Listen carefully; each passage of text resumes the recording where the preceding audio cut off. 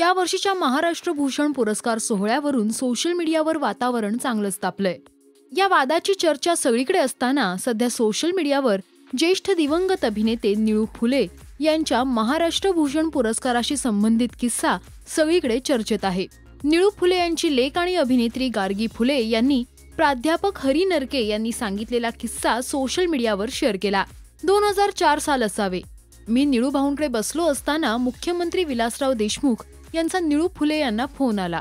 ते म्हणाले, आमच्या शासनाने 2003 या वर्षीच्या महाराष्ट्र भूषण पुरस्कारासाठी तुमची निवड केलेली आहे, तुमची संमती हवी। निळू भाऊंनी त्यांचे आभार मानले आणि या पुरस्काराला पात्र ठरावा असा मी कोणताही पराक्रम केलेला नाही।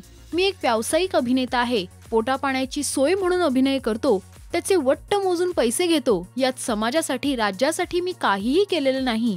मुळात तुम्ही आम्हा व्यावसायिक लोकांना हा पुरस्कार देणं चुकीचं आहे असं सुनावलं।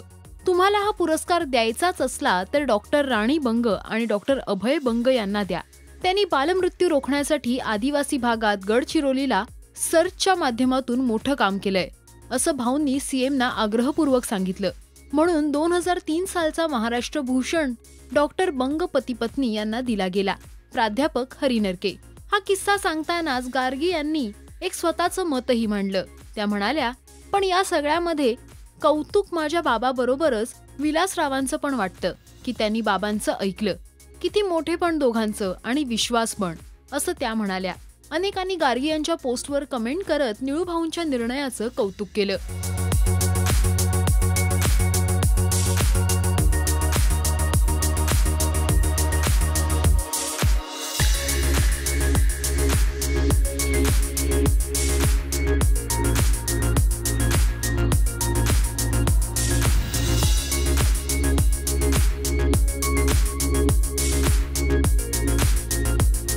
अभिनयासोबतच सामाजिक कार्यासाठी सुद्धा निळू फुले प्रसिद्ध होते।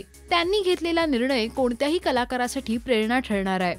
गार्गी यांनी सांगितलेला हा किस्सा तुम्हाला कसा वाटला हे कमेंट्समध्ये नक्की सांगा। मराठी सिनेविश्वातील अपडेट, बातम्या आणि गॉसिप्ससाठी तुम्ही सबस्क्राईब करा राजश्री मराठी।